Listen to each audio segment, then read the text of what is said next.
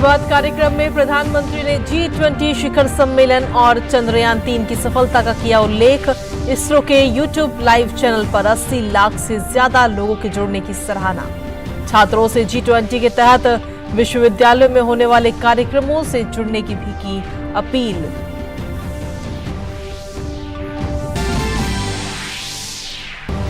प्रधानमंत्री ने मन की बात कार्यक्रम में महात्मा गांधी के विचारों की प्रासंगिकता पर डाला प्रकाश। पर्यटन को रोजगार सृजन का बताया सबसे बड़ा क्षेत्र। हाल ही में 2 भारतीय स्थलों के विश्व धरोहर स्थल में शामिल होने पर देशवासियों को दी बधाई।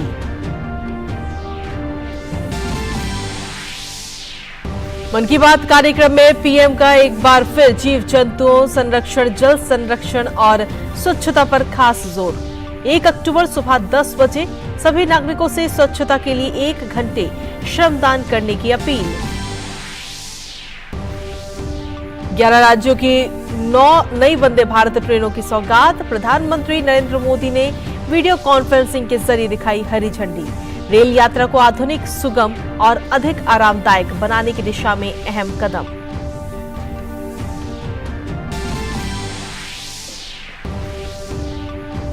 उन्नीसवें एशियाई खेलों में भारत का शानदार आगाज। रोइंग में 2 रजत, 1 कांस्य पदक किया हासिल। महिला निशानेबाजी में टीम को रजत और रमिता को व्यक्तिगत स्पर्धा में मिला कांस्य। बांग्लादेश को 8 विकेट से हराकर भारतीय क्रिकेट महिला टीम भी फाइनल में पहुंची।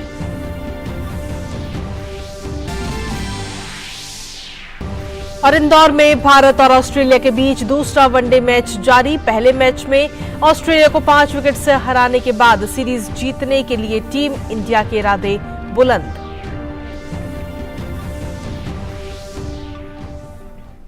नमस्कार, स्वागत है आप सभी का। डीडी न्यूज देख रहे हैं आप और मैं हूं आपके साथ कृतिका। देश दिन भर की तमाम खबरों को लेकर हाजिर हूं मैं। प्रधानमंत्री नरेंद्र मोदी ने आज मन की बात की 105वीं कड़ी के जरिए देशवासियों से अपने विचार साझा किए, जहां प्रधानमंत्री ने G20 शिखर सम्मेलन और चंद्रयान-3 की सफलता का भी जिक्र किया। उन्होंने G20 के तहत विश्वविद्यालयों में होने वाले कार्यक्रमों से छात्रों से जुड़ने की अपील की है।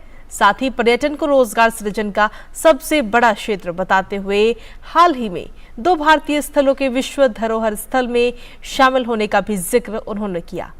उन्होंने आज बदलती वैश्विक परिस्थितियों और चुनौतियों के बीच गांधी जी के विचारों को प्रासंगिक बताया।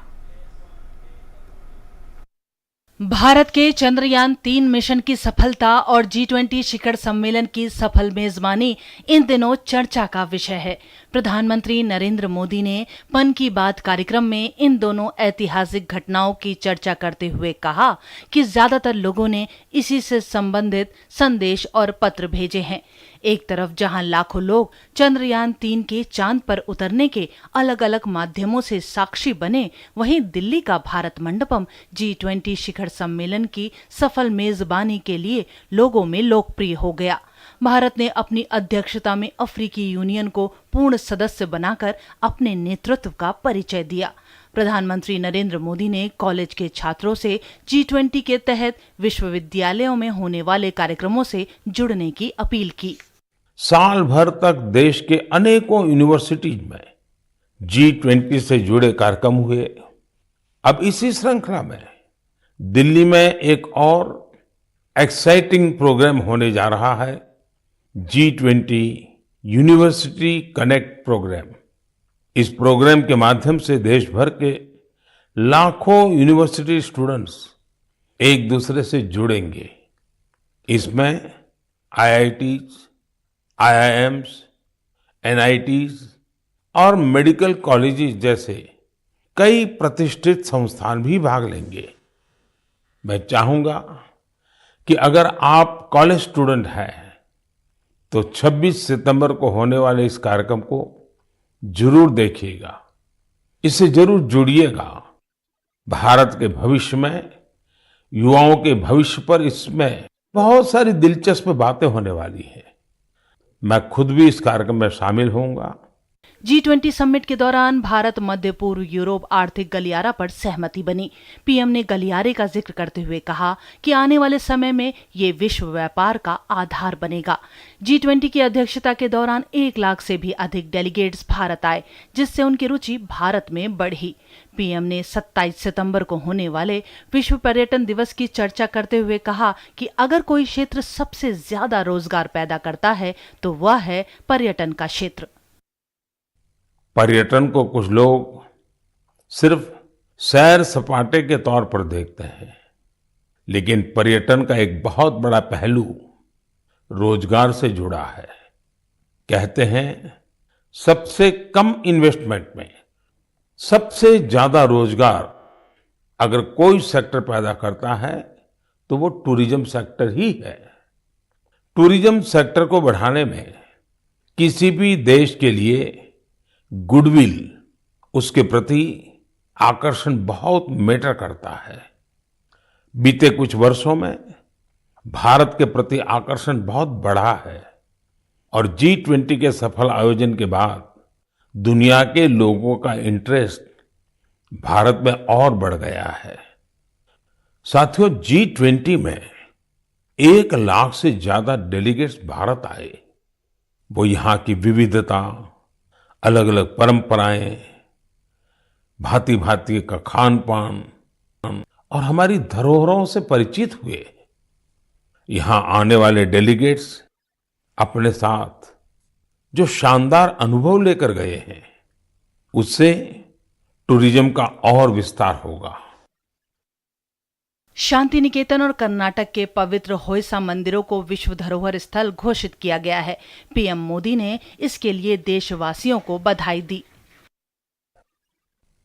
कर्नाटका के जिन होयसड़ा मंदिरों को यूनेस्को ने विश्व धरोहर सूची में शामिल किया है, उन्हें 13वीं शताब्दी के बेहतरीन आर्किटेक्चर के लिए जाना जाता है। इन मंदिरों को यूनेस्को से मान्यता मिलना मंदिर निर्माण की भारतीय परंपरा का भी सम्मान है। भारत में अब वर्ल्ड हेरिटेज प्रॉपर्टीज की कुल संख्या 42 हो गई है। भारत का प्रयास है कि हमारे ज्यादा से ज्यादा ऐतिहासिक और सांस्कृतिक जगहों को वर्ल्ड हेरिटेज साइट की मान्यता मिले।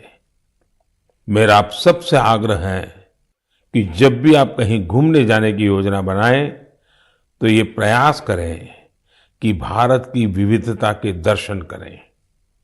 आप अलग अलग राज्यों की संस्कृति को समझें, हेरिटेज साइट्स को देखें। इससे आप अपने देश के गौरवशाली इतिहास से तो परिचित होंगे ही, स्थानीय लोगों की आय बढ़ाने का भी आप अहम माध्यम बनेंगे।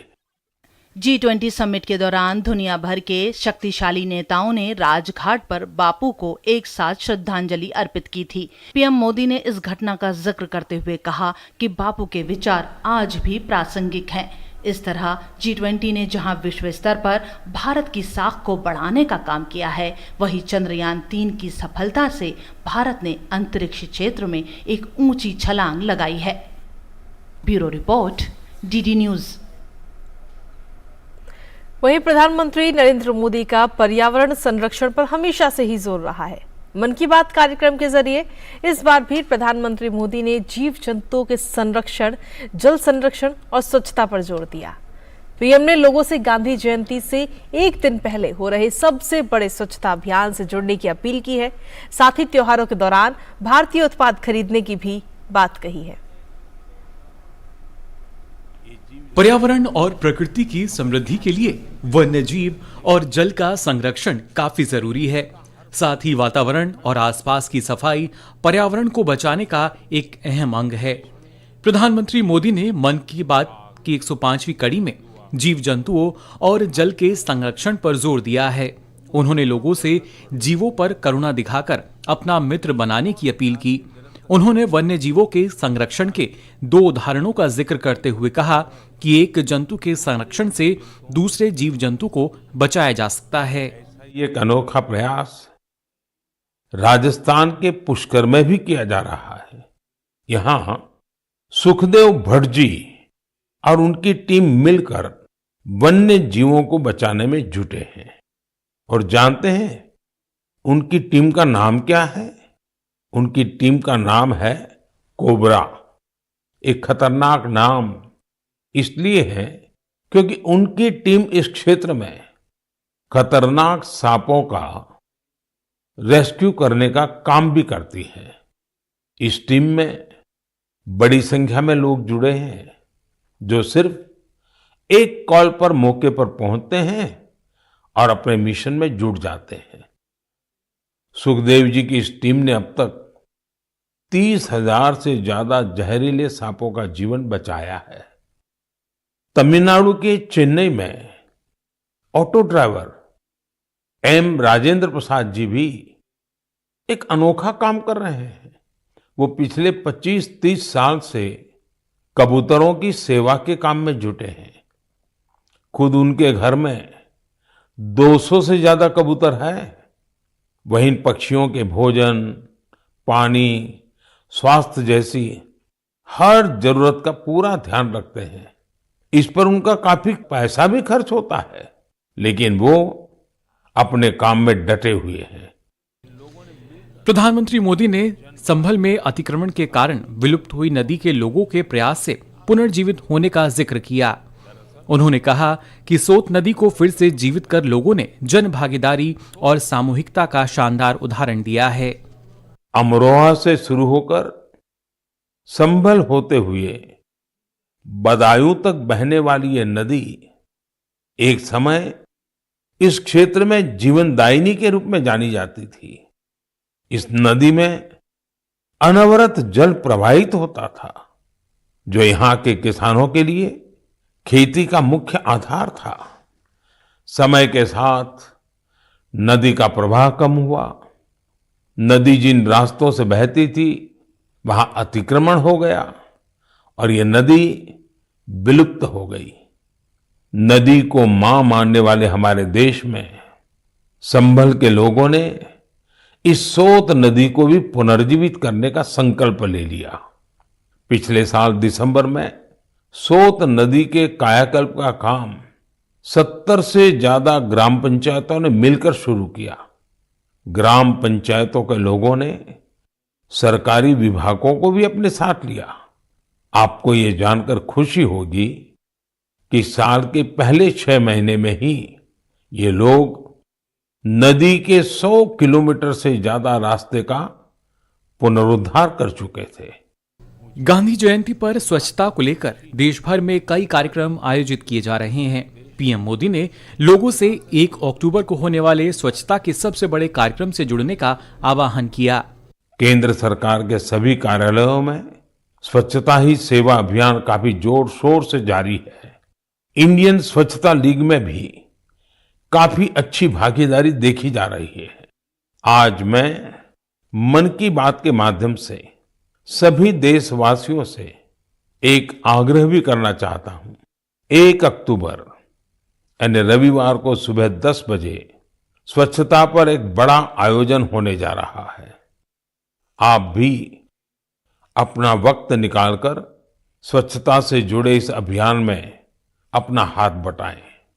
आप अपनी गली, आस पड़ोस, पार्क, नदी, सरोवर या फिर किसी दूसरे सार्वजनिक स्थल पर इस स्वच्छता अभियान से जुड़ सकते हैं। और जहां जहां अमृत सरोवर बने हैं वहां तो स्वच्छता अवश्य करनी है। स्वच्छता की ये कार्यांजलि ही गांधी जी को सच्ची श्रद्धांजलि होगी। प्रधानमंत्री ने गांधी जयंती पर लोगों से खादी का उत्पाद खरीदने की भी अपील की। साथ ही उन्होंने आने वाले त्योहारी सीजन में लोगों से भारत में बने उत्पाद खरीदने का आग्रह किया। स्थानीय उत्पाद खरीदने का फायदा हजारों विश्वकर्मा साथियों को मिल सकेगा। Bureau report, DD news. वहीं प्रधानमंत्री नरेंद्र मोदी ने 1 अक्टूबर को सुबह 10 बजे सभी नागरिकों द्वारा सामूहिक रूप से स्वच्छता के लिए 1 घंटे के श्रमदान की अपील की है, जो गांधी जयंती की पूर्व संध्या पर ही बापू को स्वच्छांजलि होगी। स्वच्छता ही सेवा अभियान के तहत 1 अक्टूबर को सुबह 10 बजे स्वच्छता पर एक बड़ा कार्यक्रम आयोजित होने जा रहा है। वहीं प्रधानमंत्री नरेंद्र मोदी ने आज 11 राज्यों को वंदे भारत ट्रेनों की सौगात दी। पीएम मोदी ने इन ट्रेनों को वीडियो कॉन्फ्रेंसिंग के जरिए हरी झंडी दिखाई और इस दौरान उन्होंने अपने संबोधन में कहा कि देश में आधुनिक कनेक्टिविटी विस्तार का ये अभूतपूर्व अवसर है।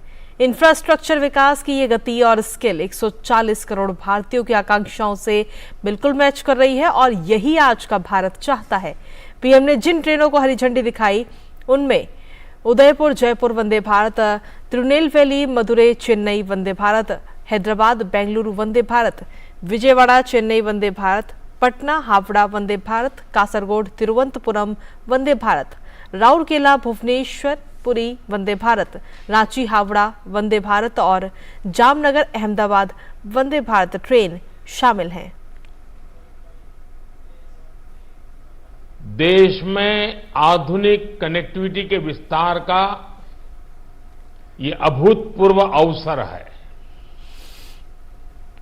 इंफ्रास्ट्रक्चर विकास की ये स्पीड और स्केल 140 करोड़ भारतीयों की आकांक्षाओं से बिल्कुल मैच कर रही है और यही तो आज का भारत चाहता है। आज एक साथ 9 वंदे भारत ट्रेन की शुरुआत होना भी इसी का उदाहरण है। वहीं अपने संबोधन में प्रधानमंत्री मोदी ने आगे कहा कि हमारा लक्ष्य है कि देश के हर कोने में आम जनमानस तक वंदे भारत ट्रेन पहुंचे, जिससे कम समय में यात्री अपने गंतव्य तक पहुंच सके।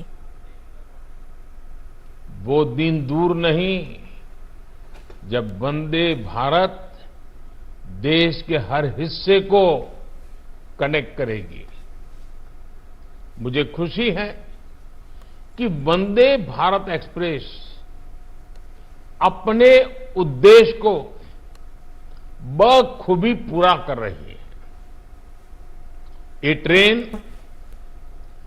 उन लोगों के लिए बहुत महत्वपूर्ण हो गई है जो सफर का समय कम से कम रखना चाहते हैं। इसके बाद प्रधानमंत्री नरेंद्र मोदी ने कहा कि नारी शक्ति वंदन अधिनियम के बाद हर क्षेत्र में महिलाओं की सफलता और योगदान की चर्चा की जा रही है।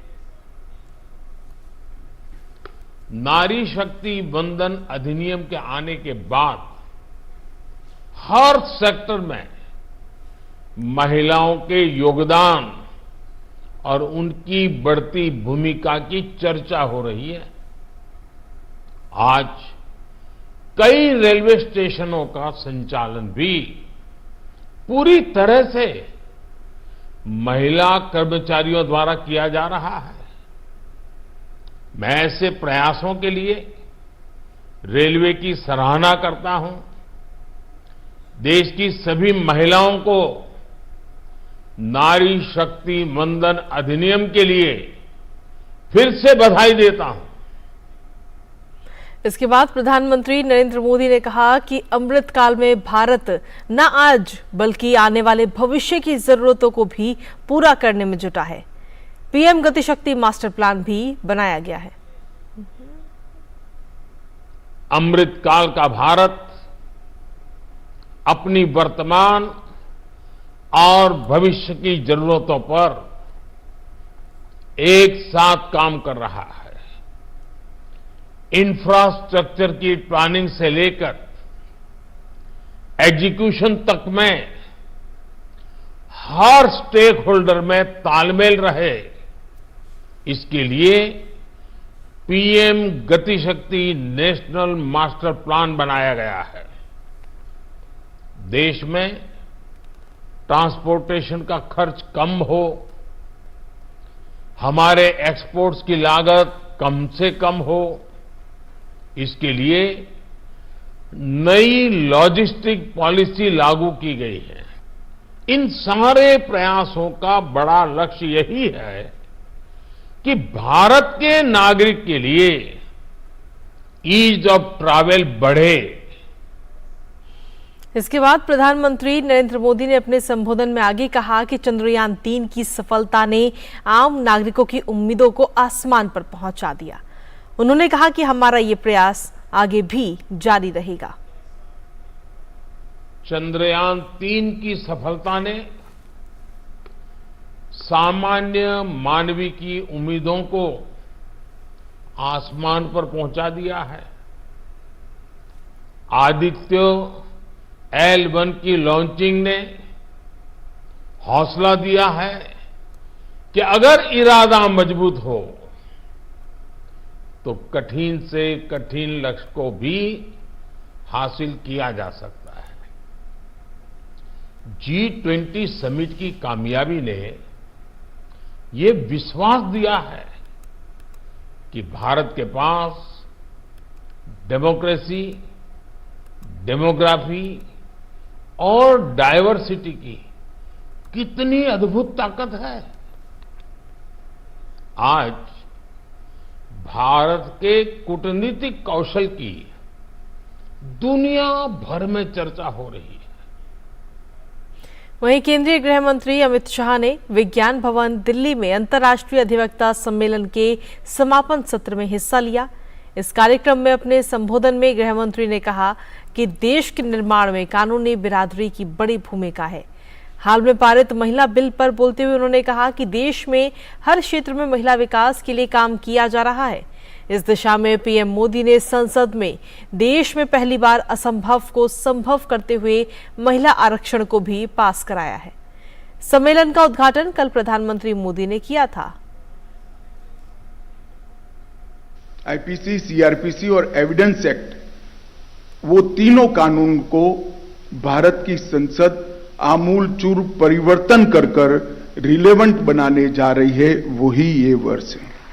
33% महिलाओं की हिस्सेदारी कानून बनाने की प्रक्रिया में हमारी विधानसभाओं में और हमारी लोकसभा के अंदर सुनिश्चित करने का कानून भी अभी अभी हमारे संसद के दोनों सदनों ने पारित किया है।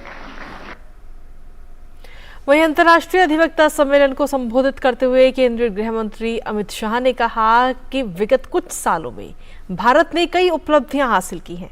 आज कई क्षेत्र में भारत दुनिया का नेतृत्व भी कर रहा है। भारत समग्र दुनिया के अंदर कई क्षेत्रों के अंदर अपनी रिलेवेंसी बनाकर एक प्रमुख स्थान पर आसीन हुआ है। हमारी इकोनॉमी 11वें नंबर पर थी, वो 5वें नंबर पर हम लाने में ये 9 साल के कम अंतराल में सफल हुए हैं। दुनिया को परेशान करने वाले इश्यू, चाहे ग्लोबल वार्मिंग हो, चाहे टेररिज्म हो, चाहे नार्को टेरर लिंक हो, ये सारे इश्यू में आज भारत दुनिया का नेतृत्व कर रहा है। उस समय बहुत जरूरी है कि हमारी न्याय प्रणाली भी वैश्विक अंतर्प्रवाहों को जाने, हमारी न्याय प्रणाली अपने आप को वैश्विक अंतर्प्रवाहों के साथ सुसंगत करे और इसके साथ साथ भारतीयता का मूल तत्व भी हमारी न्याय प्रणाली में फिर से एक बार हम प्रस्तापित कर दुनिया को भी इस रास्ते पर ले जाने का प्रयास करें। अंतर्राष्ट्रीय अधिवक्ता सम्मेलन 2023 को संबोधित करते हुए केंद्रीय मंत्री भूपेंद्र यादव ने कहा कि महिलाओं के लिए सरकार लगातार काम कर रही है। इसके तहत लेबर कोड, वेतन अधिनियम और सामाजिक सुरक्षा को लेकर सरकार ने महिलाओं के लिए सक्षम उपाय किए हैं। हमारे समय में पूरी दुनिया में जो सबसे बड़ा विषय जिसको कहा जाता है जेंडर रिस्पॉन्सिव पॉलिसी एनवायरनमेंट, उसके लिए बहुत आवश्यकता है।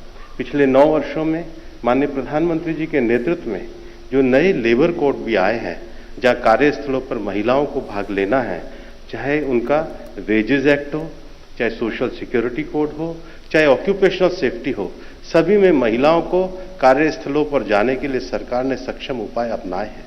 उसके साथ ही साथ कार्य करने वाली महिलाओं के लिए मैटरनिटी बेनिफिट से लेकर के जो नया साइंटिफिक एडवांसमेंट के कारण हम आजकल मेडिकल टेक्नोलॉजी में जो सैरोगेसी का विषय देखते हैं, उस पर भी सरकार प्रोग्रेसिव लॉ लाई है। वहीं प्रधानमंत्री नरेंद्र मोदी ने 17 सितंबर 2023 को पीएम विश्वकर्मा योजना लॉन्च की। इस योजना में 18 पारंपरिक कौशल वाले व्यवसायों को शामिल किया गया। प्रधानमंत्री ने ऐसे पारंपरिक शिल्पकारों को विश्वकर्मा कहा। सबसे अहम कि ऐसे प्रशिक्षित शिल्पियों के रोजगार के लिए 3 लाख रुपए की लोन की सुविधा भी देने की घोषणा हुई है, जो बेहद ही किफायती दरों पर उपलब्ध होंगे। योजना के आखिर क्या कुछ फायदे हैं, देखते हैं हमारी इस खास रिपोर्ट में। बुलाते हैं हमें मेहनत कशों के हाथों के छाले, चलो मोहताज के मुंह में निवाला रख दिया जाए। 17 सितंबर 2023 प्रधानमंत्री ने ऐसे शिल्पियों को विश्वकर्मा कहा जिनके हुनर का हर कोई मानता है लोहा, लेकिन अब तक इनकी सुध लेने वाला कोई नहीं था। ये समाज के आखिरी पायदान के व्यक्ति हैं, जो अपने शिल्पकारी से बेजान वस्तुओं में भी जान फूंकते रहे, तराशते रहे, गढ़ते रहे और खुद गुमनामी की जिंदगी में खोए रहे।